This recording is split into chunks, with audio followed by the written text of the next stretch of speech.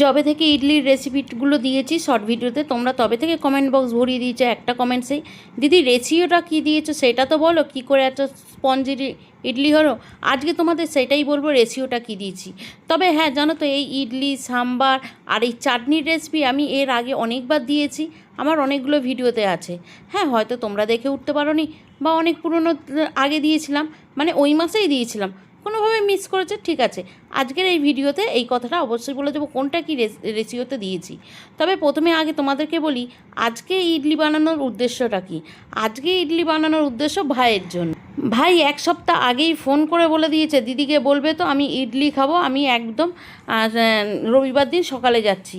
আর আমার বড়কে বলেছে, না রবিবার দিন সকালে এলে কী করে হবে, দিদি তো বানিয়ে উঠতে পারবে না, কারণ ওকে তো ফার্মেন্টেড করতে রাখতে হয়, আর গরমকাল তো খুব তাড়াতাড়ি ফার্মেন্টেড হয়ে যায়, অসুবিধা হবে না, তুমি বরং একটা কাজ করো, বিকালে কিংবা সন্ধ্যাবেলা এসো। তা ও সেই কথা শুনে ও কিন্তু ঠিক রবিবার একদম পাক্কা ঘড়ি 6টা, মানে 6টাতেই চলে এসছে। তা যাই হোক, ওকে আগে দিয়ে দিলাম এখানে আম পোড়ার শরবত।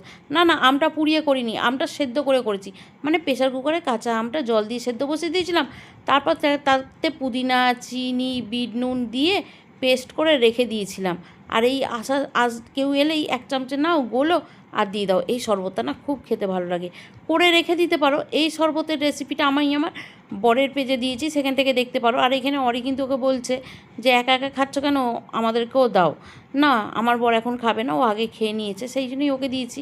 আর বাড়িতে ঘরে ছেলে স্যারের কাছে পড়তে বসেছে, স্যারকেও দিয়েছি। প্রিপারেশনটা কিন্তু শুরু করে দিয়েছিলাম সকাল থেকে। আগের দিন রাতে ভেজানো ছিল চাল আর ডাল, সেইগুলোকে পরের দিনকে ধোবো না, ঠিক আছে, যে দিনকে ভেজাবো ওই দিনকেই ধুয়ে ভেজাবো। আর চালের মধ্যে কয়েক দানা মেথি, ডালের মধ্যে কয়েক দানা মেথি দিয়ে ভালো করে ধুয়ে ঢেকে ভিজিয়ে রাখবো, রেখে সারা রাত ওটা ভিজবে। পরের দিনকে সকাল সকাল ওগুলোকে সব বেটে ফেলবো।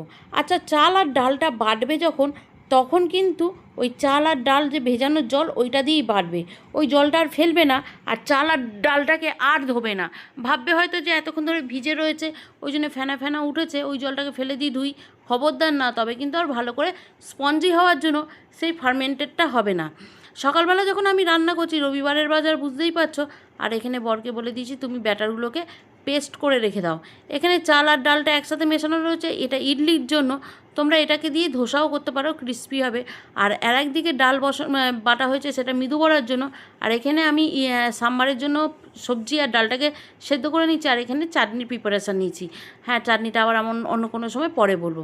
আর এবার তোমরা দেখছো বিকালবেলা ওই যে চাল ডালটা যে ভিজিয়ে বেটে রেখে দিয়েছিলাম, সেটা কিন্তু একটা ভালো থালা দিয়ে ঢাকা দিয়ে ছাদে রেখে এসেছিলাম, তার জন্য ওটা বিশাল ফার্মেন্টেড হয়ে গেছে, ঠিক আছে। ওর মধ্যে কোনো নুন মেশাইনি, এখন যখন করব তখন আমি ওটার মধ্যে নুন মেশাবো।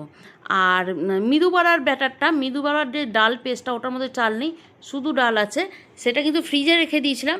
এখন ওটাকে একটু জিরে দিয়ে দিয়েছি, মানে সাদা জিরে, কুচনো কাঁচা লঙ্কা আর কারি পাতা দিয়ে আমার বরকে বললাম একটু নাড়িয়ে দাও, আর আমার বর না এর মধ্যে একটু জল দিয়ে ফেলেছিল, যার জন্য কী হয়েছে, এটা একটু পাতলা হয়ে গিয়েছিলো। মৃদুবাড়া কীভাবে করবো সেই জন্য তোমাদেরকে একটা ভিডিও দিয়েছিলাম, যে ওই মাঝখানে ওই যে গোল করে যে একটা ফুটো করে গোল করে সুন্দর করে করো, ওটা আমি কী করে করবো। তোমরা অনেকে অনেক রকম সাজেশান দিয়েছো, কিন্তু সব কটা সাজেশানই আমি নিয়েছি, কিন্তু নিলেও কি কোনো উপায় নেই। ওই যে বললাম, আমার বর একটু জল দিয়ে পাতলা করে ফেলেছিল, কিছু করার নেই। এবার চলে এই স্পঞ্জি ইডলির জন্য কতটা কি নিয়েছি বলি। এখানে আমি চাল নিয়েছি 3 কাপ, আর ডাল নিয়েছি 1 কাপ। আচ্ছা, চাল আর ডালের ব্যাপারটা হচ্ছে, চাল তোমরা সেদ্ধ চালও ব্যবহার করতে পারো, আর একটা আমি যেই চালটা ব্যবহার করেছি এখানে সেটা প্লেন আতপ চালটা। হ্যাঁ, তোমরা যদি চাও কেউ নতুন করবে, সে কিন্তু ইডলির আতপটাও ব্যবহার করতে পারো, ইডলি আতপ যেটা পাওয়া যায় সেটা। আমি এখানে প্লেন আতপটা নিয়েছি, গোবিন্দভোগ আতপ না, প্লেন আতপ ওইটা নিয়েছি। ওই জন্য চালটাকে কয়েকটা মেথি দানা দিয়ে আলাদা ভিজিয়েছি, 3 কৌটো চাল, আর 1 কৌটো ডালকে আলাদা ভিজিয়েছি, বুঝতে পেরেছো। এবার মৃদুবাড়াটা ব্যাটারটা যেহেতু জল ঢেলে দিয়েছে একটু পাতলা হয়ে গেছে, সেই জন্য আমার কাছে উপায় না পেয়ে আমি এরকম প্লাস্টিকের মধ্যে ভরে তাকে কেটে দিয়ে এরকম জিলিপি টাইপের করার চেষ্টা করেছিলাম। খেতে কিন্তু বেশ টেস্ট হয়েছিল এটা, কিন্তু সমস্যা হচ্ছে আমি শেপটা দিতে পারিনি। এই আইডিয়াটা, ওই যে প্লাস্টিকে ভরে আইডিয়াটা এলো কেন, আমরা ওই যে ঘুরতে গিয়েছিলাম আর ওখানে সেই সেউ রুটি খেয়েছিলাম, নেপালের প্রসিদ্ধ একটা খাবার সেউ রুটি, সেইটা থেকে আমার মাথায় আইডিয়াটা এলো যে এইটা তো এইভাবেও করা যায়, সেই জন্য ওইভাবে করেছিলাম। ভাই খেয়ে চলে গেছে, ছেলেরা পড়ছিল, ওদের পড়া হয়ে গেছে, তারপর আমরা রাত্রিবেলা তিনজনে খেতে বসেছি। তোমরা অনেকে বলেছো তুমি পারো বটে, এরা খাটনি আছে। হ্যাঁ গো, খাটনি তো প্রচুর আছে, কিন্তু না আমাকে ওই একটু হাতে হাতে জোগাড় করে দিলে আমি এইসব খাবার দাবারগুলো করতে ভীষণ ভালোবাসি। আর তার সাথে যখন আমার ছেলেপুলেগুলো পেট ভরে খায়, খুব আনন্দ পায়, আর খুব বলে যে মা খুব ভালো হয়েছে, বাইরেরটা খেতে ভালো লাগে না, তুমি এমনভাবে করবে অনেকগুলো খাওয়া যায়, পেট ভরে খাওয়া যায়, খুব আনন্দ লাগে, ভালো লাগে। তখন মনে হয় যে না, আমার কষ্টটা সার্থক, আমার ছেলেপুলেরা তো খেয়ে শান্তি পেয়েছে, তাই আর কি।